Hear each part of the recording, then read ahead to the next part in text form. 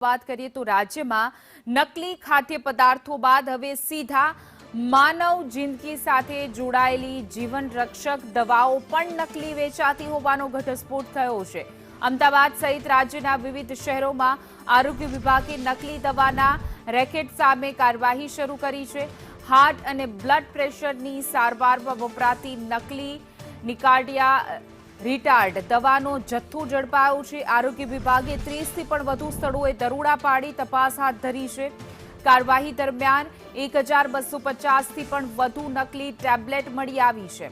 અમદાવાદ, ભાવનગર સહિતના વિસ્તારોમાં મેડિકલ સ્ટોરની તપાસ કરવામાં આવી રહી છે। અત્યાર સુધીમાં 19થી પણ વધુ મેડિકલ સ્ટોર તપાસના દાયરામાં આવ્યા છે। તો નકલી દવાઓના આ રેકેટને લઈને આરોગ્ય વિભાગે તપાસનો ધમધમાટ શરૂ કર્યો છે। દવાઓ ક્યાંથી આવી, ક્યાં વેચાતી હતી અને સમગ્ર નેટવર્કમાં કોણ કોણ સંડોવાયેલું છે તે અંગે તપાસ આગળ વધી રહી છે।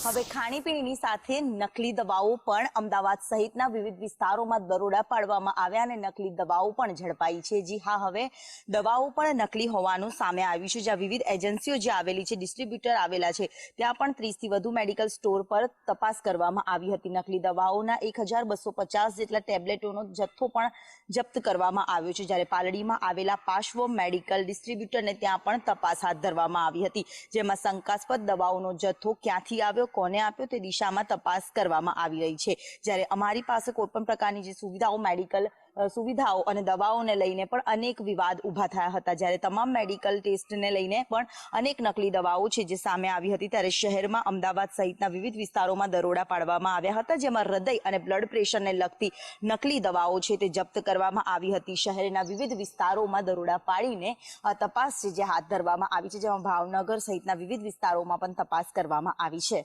કેમેરામેન મનીષ વાણિયા સાથે દિવ્યા ચૌહાણ, સંદેશ ન્યૂઝ, અમદાવાદ। હોલસેલ વેપારી, સેમી હોલસેલ વેપારીના ત્યાં તપાસ કરતા હાર્ટની લગતી જેબી કેમિકલની નિકાર્ડિયા રિટાયર્ડ ખૂબ મોટા પ્રમાણમાં એટલે 24,000થી પણ વધુ સ્ટ્રીપ દવાઓ ડુપ્લિકેટ પકડાઈ।